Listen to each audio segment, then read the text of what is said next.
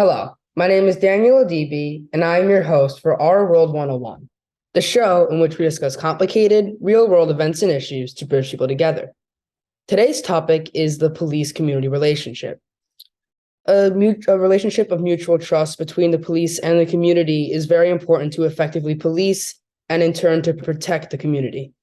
After the murders of several Black people such as George Floyd, Breonna Taylor, and Walter Wallace Jr., Black Lives Matter protests emerged all over the nation, and people began to question the legitimacy of the police and the forces that the police use against people such as minorities. However, trust of the police department is important as the police department often relies on communities to solve crimes and to solve various problems. Many programs have emerged throughout the nation to help promote this relationship of trust, and one such program is Race for Peace. Here to talk to us today is Alim Howell, who was on the committee of Race for Peace. And as he said earlier, the Race for Peace committee's purpose is to strive to create enthusiasm in the communities, see through their eyes, understand their needs, and deliver more than they expected. So before we get into a little bit of detail about your program, can you describe the importance of the police-community relationship to us? The importance of the police and community relations is we have Race for Peace events. So we hold events in Bucks, Chester, Delaware, Montgomery, and the city of Philadelphia. And we hold events for the police officers and community citizens to have a better relationship. And that's what we've been doing so far. And that's how we know how to bridge the gap between police and the community relationships. And can you describe some of those events to us and how they work? Some of the events we had so far are Race for Peace Unity in the Community, Race for Peace basketball games, Race for Peace fun run / bike tour, Race for Peace ice skating events, and Race for Peace meet and greets. And what all those events do is we have them at different locations, and then the police officers from any township, borough, or the city of Philadelphia come to those events, and then the citizens come out to those events, and that's how they can get along with one another. And you'll see a positive interaction between a police officer and a community citizen. Sometimes when we have our events, there's a lot of youth there because we want to attract more youth. So then That's a good thing too. The police and the youth cooperating and gathering together with the youth because that's the next generation. Yeah. And do you have any other approach for improving the police and community relationship other than your events? I understand that's the primary approach you have, but do you do anything else? We do a lot of other things. We have summit events. So our summit events, it's still an event, but then that's something where it's more serious. So then we have a Race for Peace summit event at local churches. So then community members still gather together and the police officers, but that's when people can raise their hand and voice their concern aloud to the police officers on what's going on in their neighborhood and in these streets to try to mend the relationship and to try to get our local neighborhoods better together, because there's crime in Montgomery County. There's crime everywhere, from the city of Philadelphia to the suburbs of Philadelphia. It doesn't really matter. The world nowadays is kind of, in a way, in spirals, because of COVID-19, because of monkeypox. The world right now is just spinning in circles, and we all just have to adapt to it, And sometimes it's hard to get a lot of people's attention because sometimes people they just have that attitude like, oh, the police and stuff, that's just going to be how it is. Crime is crime. Gun violence is gun violence. Things happen. That's just how it is. It's never going to change. But by having multiple organizations, that's how it changes. And that's how we get things done. Some people are very adamant about, their mindset that things will never change. Things will never get done. But everyone has to work together and collaborate together so then things can get done. Sometimes we can talk and complain, but, things will never get done unless everyone is putting in a decent effort to try to get things done. Like in Philadelphia, there's the gun buyback programs, and the gun buyback programs are getting the guns off the streets. So then that will make the police officer's job a little bit more easier if we do more gun buyback programs. And that's so far. And when was this program started? And was there an initial event that caused the program to get started? The idea came from my dad. And so my dad thought of something out of the blue, saying, I want to start a nonprofit organization for the police departments. That was the original idea. And now what we're trying to do is add more youth to the program and to the nonprofit. And sometimes certain things, I guess he saw in his eyes that are just, negative with those certain police and stuff like that. So then he just wanted to start something up. So then that was the idea. And then the force behind it is, having something legit and legitimized through the IRS. That's how we are able to have these events and have something. Sometimes we say we want to start something, but is it legitimized and stuff like that? So that's why we're a 501c3, and we started in 2016 with the nonprofit. So then now that we have, the stamp of approval, basically, that's how we started it off, and that's when we started it. What is your primary source of fundraising for the program? The fundraising is really through the police departments, and then coming out of some of my father's pockets, my cousin's pockets, Alim Diggins, who's the president of Race for Peace, Miss Saletta All Day, who's the vice president of Race for Peace, and also the founder of another nonprofit organization, Urban Navigation, who's Don Jackson. But then also the fundraising is really coming from the police departments. They'll sponsor our events. So then that's how that gets done. And that's basically the fundraising, is the police departments will sponsor a Race for Peace event, basically. And what is your position personally at Race for Peace? I know you're on the committee, but what does that mean? Personally, I'm an activist and an advocate, but I'm also a nonprofit community liaison. So then I'm basically sending out a lot of emails, a lot of phone calls, and like a contact person, an assistant, stuff like that. And I try to keep getting the word out to all people that Race for Peace is still alive and active. That's basically it, to local, newspapers, news stations, political offices, and townships, boroughs, council people, commissioners, and all that. And that's what I basically do. I'm a community liaison. Yes. And what results have you seen with Race for Peace? The results I've seen with Race for Peace so far, it's been 6 years. We started in 2016. So our events have been huge. We have big events for the community and for the police officers. So our events are really big. And so far, that's what I see. Every time we have a Race for Peace event, there's a lot of people coming out. Yeah. There's a lot of youth coming out. We get a good number of people. It's publicized well.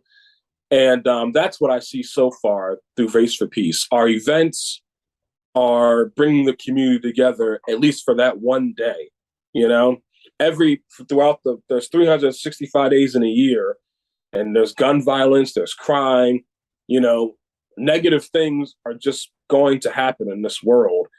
But then when we have an event for one day, and we have an event back to back in the summer and throughout the months in the fall or winter or spring, that day everyone comes out and people have a different mindset, at least for those 5 hours when they come out to our events and stuff. So then that's what I've seen so far, that Race for Peace events have been a big hit. And obviously, your organization has such a relevant and important mission, and you've also seen big results. How can somebody who's interested get involved with Race for Peace? If people are interested in Race for Peace, they can go to our Facebook page. And our Facebook page is at RFPC Social Media on Facebook. And it's always updated content on there. And our president, Alim Diggins, he's doing our Facebook page really throughout the months and stuff. And that's where people can find all the information, and also come out to an event and meet police officers and talk to police officers. Everyone's having a conversation. That's another way to get involved. And also calling the phone number on the Race for Peace Facebook page or our Race for Peace website, which is raceforpeace.org. And then there's a number on there that they can call and reach out to. And in addition to working with the police departments, have you met with any politicians? And if you did, how did they receive the program? I met with a number of amount of politicians through phone calls, emails, and then they come out to our events, senators in Philadelphia, senators in Montgomery County, state representatives, council people, commissioners. So they're all the police departments I just named throughout the township, boroughs, and the city of Philadelphia. Politicians have been coming out to our events and saying that Race for Peace is good, keep it up. And they have been responding. And then most of them have been coming to our events in person too. What other programs are you aware of other than Race for Peace that are also helping to strengthen the police community relationship?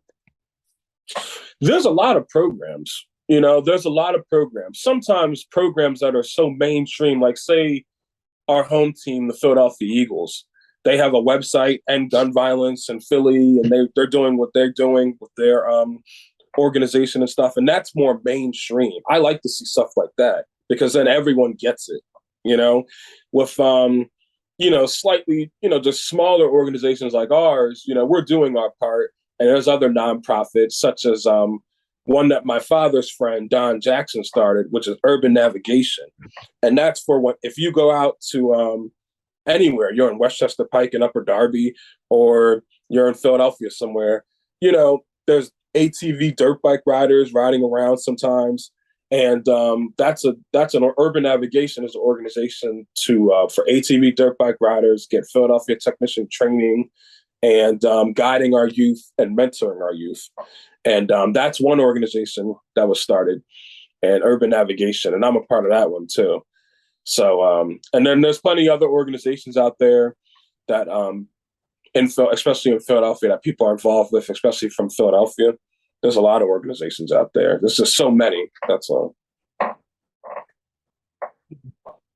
And what characteristic or what in your approach makes Race for Peace different than these other organizations? The one thing that's different about Race for Peace versus other organizations is that we want to partner with the police department. That's the thing. Yeah. Some organizations are kind of more like Black Lives Matter. We know our lives matter and all lives matter, Black, brown, anything. But that's the difference with our organization. We're with the police department. So when people talk about Race for Peace Committee, Race for Peace, they're saying, oh, that's more of a police organization. Then when people bring up Urban Navigation, oh, okay, that's more of a youth organization. So you can't help the way people define it and describe it sometimes. It is what it is. So then that's what we are. We're really a police organization trying to get the police to not make tragic mistakes on their job force, such as the names you named earlier. That's our definition and that's our description. And that's how we're different. Yeah. You're working more closely with police officers. How can the police acknowledge the history of racial minorities who have historically faced injustices at the hands of the police? Are police officers now required to understand some historical context of some of the mistrust? To simply put it, the police officers in the police departments, they just have to hear out everyone's voices, sometimes, and they have to put rules and regulations that need to amend. And sometimes that comes from the White House. But then that's what they need to do. Like the George Floyd Act. That's what happened. After the tragic death of George Floyd, then the George Floyd Act bill was passed along through the Senate, through the political offices. So That's what needs to happen. The police officers need to make more rules and more regulations. That's all they need to do. And sometimes when you have if you have an issue, that's a police matter, it's best to maybe try to contact the top cop in charge, like the superintendent, the chief, the lieutenants, because then it gets done a little bit more faster. That's all. And that's another thing to do. And does your organization help with educating police officers on the historical context? Yeah, at the summer events in the past, we've had demonstrations like a stop and frisk demonstrations, and then when you get stopped while driving and stuff like that. So we had demonstrations at some events. So then police officers will demonstrate how they do a proper stop and frisk and how they do a proper stop while someone's driving with something on their car or something. So then that's what they would do, is do demonstrations. And then what we would do is, and the citizens will do that come to events, they'll give suggestions as to maybe that can be done differently, and maybe that can be done, more calmly and stuff like that. But sometimes, when stuff happens and when it's live and in person and stuff, people just have to just calm down a little bit when they see the police officers and stuff, and it's just try to not make it as controversial.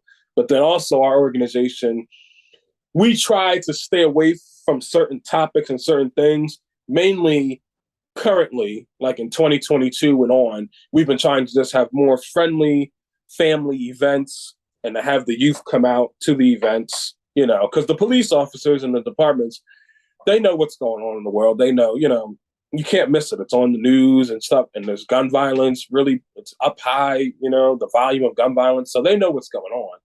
So like, we try to just put a positive light to it. We try to just make it more family friendly oriented with the events and stuff, and try to stay away from controversial topics and stuff and all that.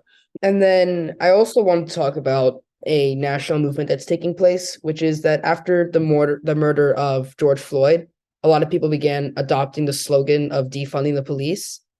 But I want to know if you think that this is maybe like a misnomer and could be better received if it was worded differently, because the point of the program is not to, the point of the slogan is not to abolish police departments.